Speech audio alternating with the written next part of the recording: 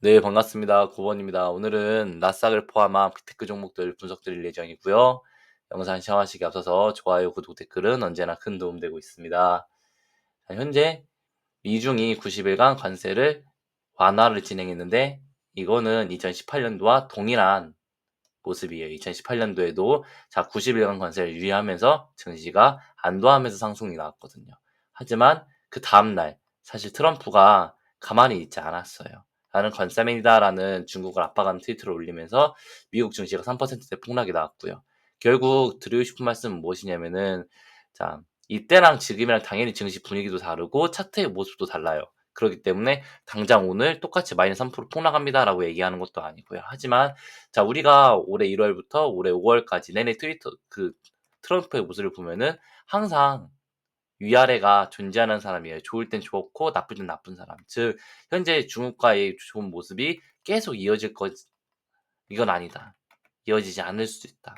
그렇다는 것은 지금 우리가 이제 리스크 관리를 해야 될 때지 지금 4% 갭상승이 나왔다고 해서 풀매수를 넣고 현금을 막 집에서 잠자고 있던 현금까지 넣어가면서 매수세를 넣을 구간은 아니라는 거예요. 언제든 트럼프 트위터 한 방에 무너질 수 있는 증시고 이거는 실제로 언제든 트럼프가 할 수 있다. 이런 리스크는 가지고 있다라고 볼 수 있죠. 차트는 이때랑 지금이랑 달라요. 차트를 좀 볼까요? 예. 당시에나 지금에나 비슷한 차트를 가지고 있긴 한데 다른 이유는 무엇이냐면은 그때는 음봉 전환했어요. 지금은 양봉 전환했죠. 이 두 가지가 좀 다르다. 두 번째는 장기 이평선을 뚫고 나와서 지지받고 있는 이 모습도 좀 다르고요. 즉 현재 나스닥은 네 현재 구간에서 이제 18,500 포인트 이탈하기 전까지는 그냥 위를 봐도 돼요. 네, 조금 더 세부적으로 분석을 드리자면은 선물 차트로 분석을 드릴 건데 분석 드리기 전에 현재 증시는 단기적으로 비트코인이랑 커플링돼서 움직이고 있어요. 자, 보시면 아시겠지만 비트코인이 먼저 상승세가 나오고 이후로 나스닥이 상승세가 나오고 횡보, 비트코인 상승, 나스닥 상승 따라가는 모습. 그래서 이런 모습 보시면은 아 지금 비트코인하고 나스닥하고 디커플링돼서 움직이는구나.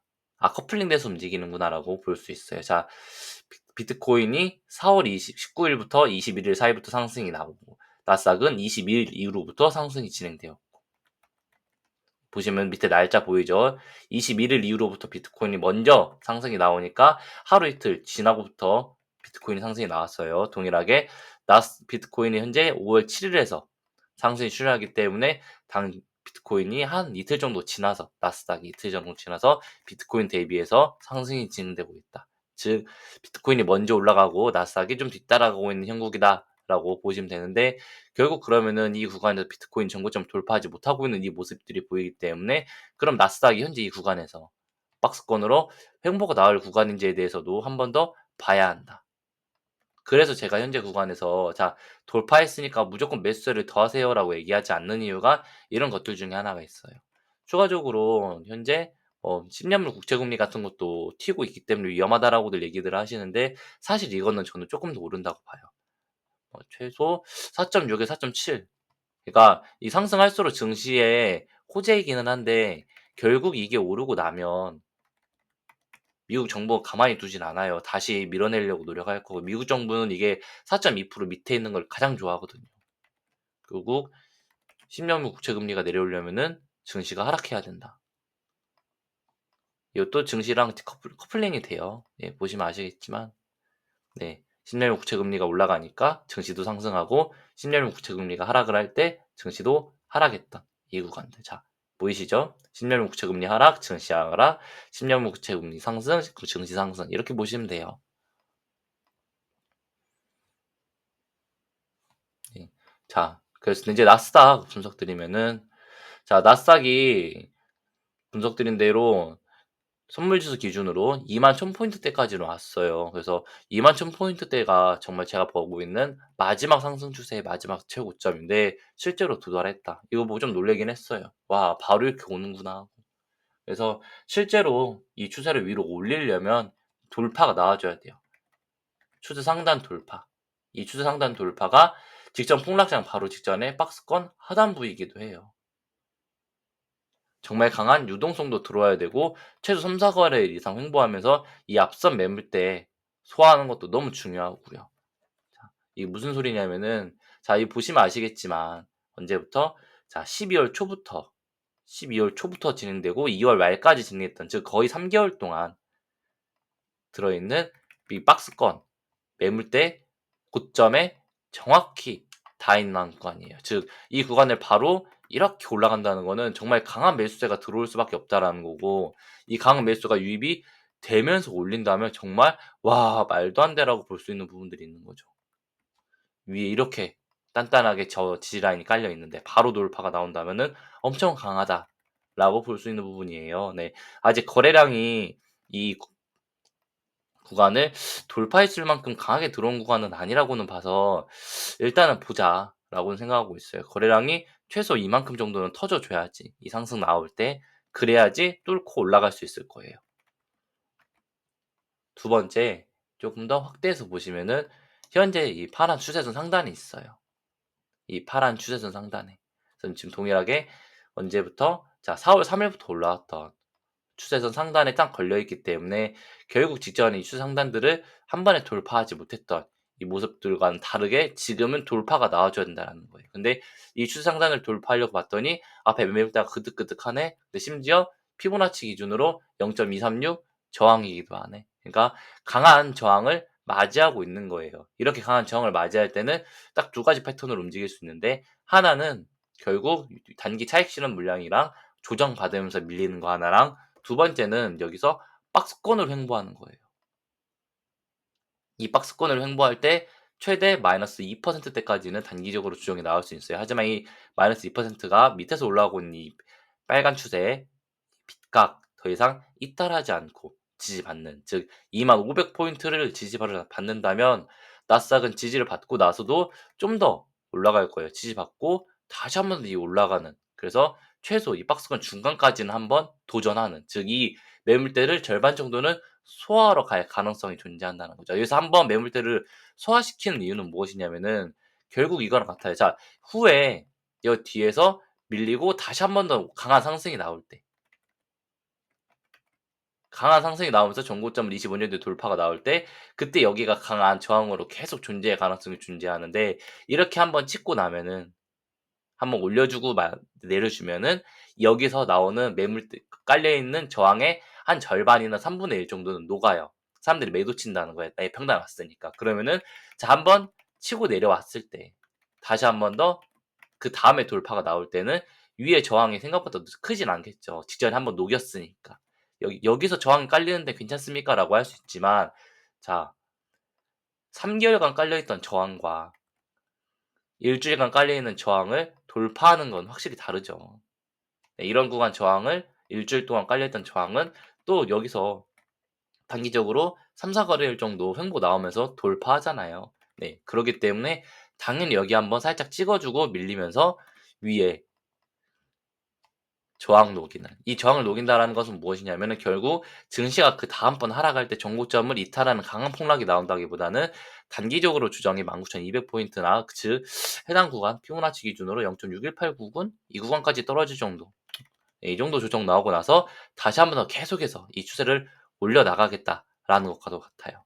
왜냐하면은 강하게 조정이 나온다면 결국 강하게 조정이 나온다면 이 앞에 있는 매물대는 결국 가격적인 조정, 기간적인 조정이 해결해 줄 거니까 굳이 노기로 안 올라가도 되거든요. 예 그 점만 인지하시면 될 것 같아요. 그래서 자 당장에 오늘 내일 막 급하게 올라가는 것이 아니라 기간적인 횡보가 필요할 수 있다. 이 기간적인 횡보는 추세를 따라갈 때 있어서 대략적으로 이번 주 한 금요일 정도까지 봐요. 그래서 이 이 하나의 사이클이 상승으로 끝날 때 이 사이클 내에서 다시 한 번 더 올라갈 수 있을지를 볼 거고요. 그래서 '최소 기간적인 횡보를 보자.'라고 볼 수 있죠. 자 직전에 이 사이클들 맞이할 때마다 별로 증시 분위기는 좋지 않았기 때문에 좀 더 위로 올라가야 되는 모습들은 있고요. 네. 그래서 나스닥은 좀 더 확대를 한 번 더 해서 세부적으로 보면 이 분위기 속에서 자 여기서 막 이런 식으로 지지받고 다시 한번 더 올라가고 또 돌파 못하고 지지 못하고 여기서 이제 돌파 올라가는 이런 그림을 볼 수 있겠죠. 아니면 여기서 추세 이런 식으로 그어 놓고 약간 소폭 눌려도 2%대 이탈하지 않고 다시 한번 더 추세를 올리는 이 그림 나올 수 있는 부분들이 있고요. 즉 둘 중에 하나 보고 있어요. 네. 그래서 21,000포인트까지가 단기 고점이었다고 말씀드렸기 때문에 실제로 여기까지 고점이 진짜 횡보 나오고 돌파가 나오는 한번 좀 보시죠. 네, 여기서 고점이 돌파가 나와도 이 전고점을 바로 돌파하면서 이 전고점을 바로 돌파하면서 막 상승이 나온다라고는 보지 않아요. 대부분 애널리스트들이나 트레이더들도 그렇게는 보고 있기 때문에 예, 증시 분위기 한번 보면 좋을 것 같습니다. 그러면은 나스닥 한번 봐 드릴게요. 나스닥이래. 엔비디아. 결국 엔비디아도 이 구간 내에서 이 삼각 추세 단기 이 삼각 추세의 가장 윗부분에 있는 부분이자 추세상단에 걸려 있어요. 이 추세상단은 추가적으로 피보나치 기준으로 자 1.16890 걸려 있기도 하고요. 또 장기 평선들 덕지덕지 깔려 있죠. 이게 뭐냐면은 그리고 여기를 이렇게 보면은 이거 박스권 상단이에요. 엄청나게 저항이 깔려 있다라는 거예요. 이 위가 저항이 엄청 높다라는 거죠. 매물대가 그득그득하다. 그래서 여기를 한 번에 돌파한다는 게 쉽지 않아요. 그래서 단기적으로 횡보가 나와줘야 되는 부분이고 네, 조정이 단기적으로는 나와도 돼요. 이거 바로 뚫고 올라간다? 와 그러면은 정말 힘이 강하게 들어왔고 125불 돌파해서 올라간다면은 이거는 와 130만 5불까지는 볼 예정인데 125불을 돌파할 수 있을까? 네. 지금 사실 뭐 갭상승하고 증시 분위기 좋으니까 갈 것 같다 하지만 사실 차트상으로는 '이거 못 간다.' 생각하고 한번 비중 털고 가는 게 맞아요. 근데 사실 지금 차트 분위기 증시 분위기 보면은 올릴 것 같죠. 그래서 제가 참 '차트랑 다르게 움직이나.' 싶어 가지고 사실 차트상으로는 비중 축소해야 되는 구간입니다. 단기적으로 당연히 이렇게 맞고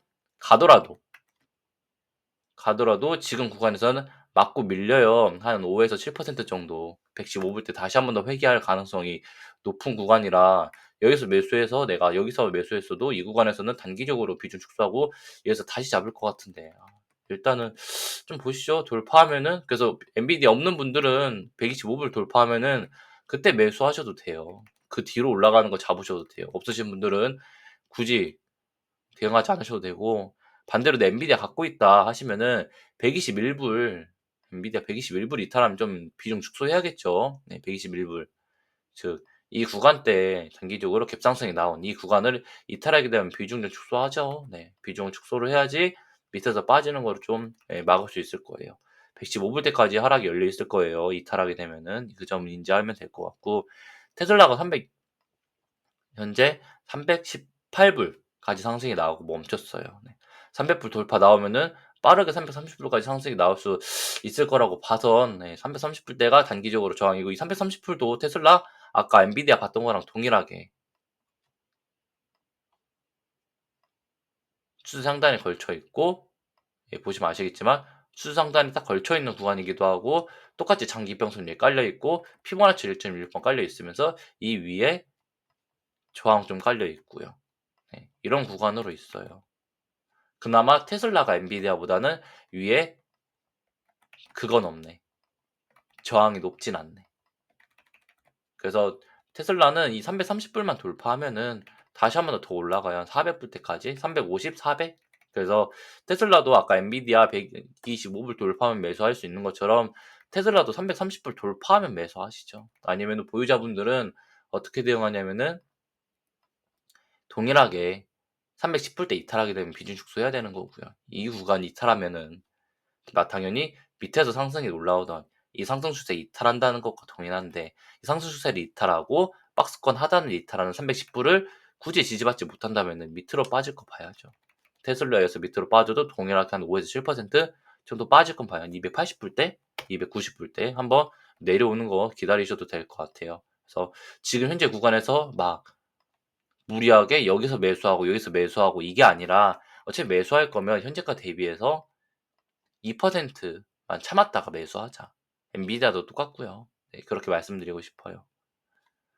추가적으로 아이온큐가 여기서 돌파 나왔어야 돼요. 여기 이 구간 답답하죠. 33불 한번 찍고 밀렸고 다시 한번 30불 돌파 나올 때 33불 한 번 더 돌파 나오면서 지지를 받았어야 되는데 증시 분위기랑 다르게 약간 아쉽죠. 이 계속해서 이 추세상단 돌파하지 못하고 있는 모습들이 나오고 있어요. 결국 지지는 받고 있기 때문에 나쁘진 않다. 결국 엔비디아 같은 경우도 지금 구간에서 무리하게 매수하지 말고 얘도 진짜 딱 3%만 더 올라서 34불 돌파 나오는 즉 전고점 돌파 나오는 모습은 봐야 매수를 좀 할 것 같아요. 34불 돌파하는 모습 보면서 진행하자라고 말씀드리고 싶습니다. 그래야지 38불까지 가요. 아이온큐. 아이온큐도 5월 말. 왜 자꾸 기간적으로 5월 말이 보이지? 이해가 안 가네. 한번 봐야겠죠. 그래서 38불 때까지 올라가려면은 34불 돌파는 필수다 보시면 될 거고 팔란티어가 사실 제일 복잡하죠, 현 구간 내에서. 현 구간 내에서 그나마 추세 살리면서 움직이고 있어요. 현재 이 팔란티어는 115불 이탈하기 전까지는 조금 더 홀딩하셔도 돼요. 115불 이탈하게 되면은 얘도 동일하게 마이너스 10% 밀어요. 그래서 팔란티어 115불 이탈하기 전까지는 위로 보고 결국 단기적으로는 자 이런 식으로 지지받다가 115불 이탈하지 않으면은 다시 한 번 더 이 상승이 130불 때까지 130불 돌파하면은 최대 140 한 5불 때까지도 열려있는 구간이기는 해요. 정말 최대로.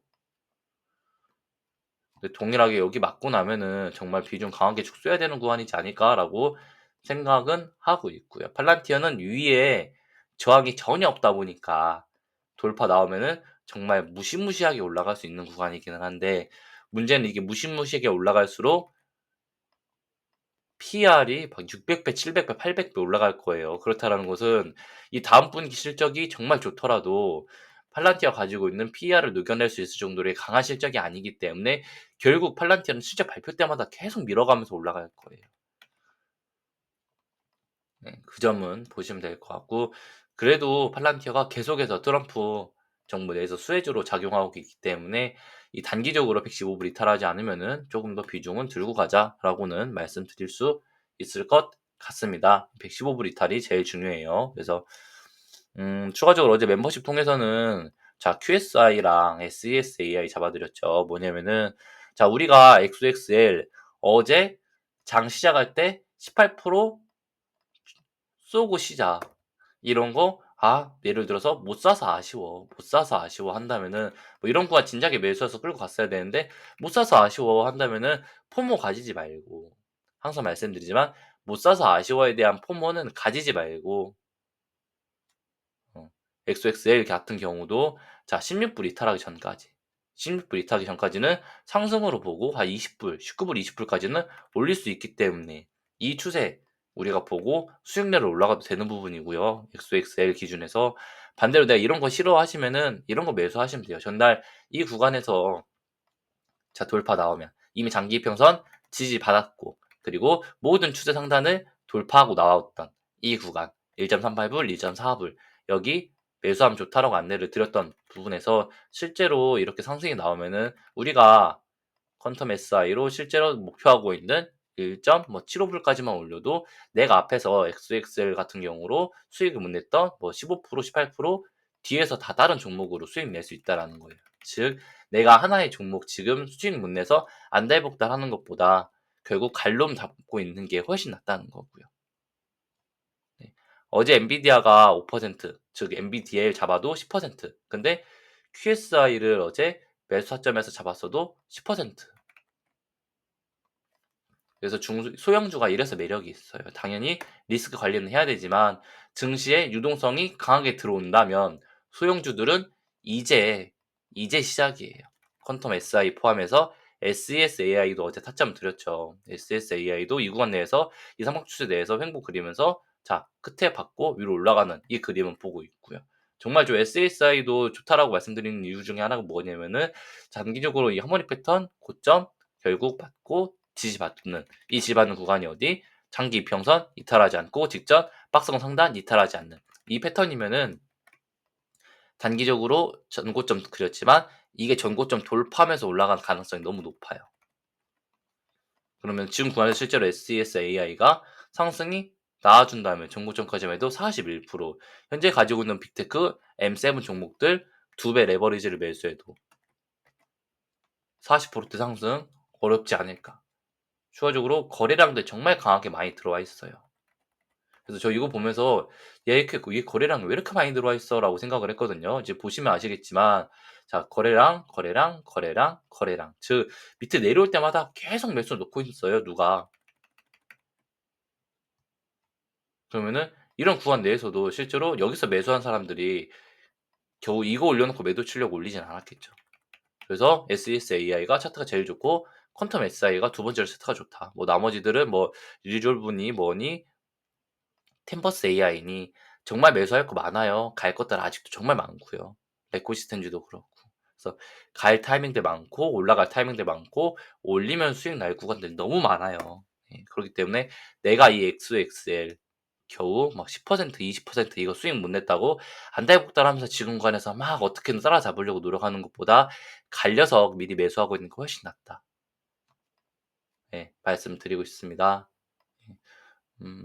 현재도 나스닥 선물지수는 고점 돌파하지는 않고 있는데 이 고점 돌파 여부에 따라서 지속적으로 증시 분위기는 안내 드릴 예정이니까 예, 걱정하지 않으셨으면 좋겠고요. 추가적으로 내가 어제 증시가 좀 급등이 나온 데 있어서 어떻게 대응해야 하는지 모르겠다. 매수하기에는 무섭고 매도하기엔 아깝고 이럴 때는 사실 같이 도움 받아 가시면 좋으실 것 같아요. 그래서 트레이딩 센터 가입해 주시면은 실제로 아까 안내 드렸던 것처럼 실시간 본장에서 어떻게 오늘 장 지수를 증시를 대응해야 될지 안내해 드리고 있기 때문에 내가 너무 어렵다 하시면은 실제로 분장 대응을 한 달 정도 경험 같이 하시면서 '아 분장 대응은 이렇게 하는 거구나.' 그래서 분장 전에 매크로 데이터나 좀 옵션 분석 등을 통해서 장 분위기를 먼저 예측할 수 있구나 정도만 보시면 좋을 것 같습니다.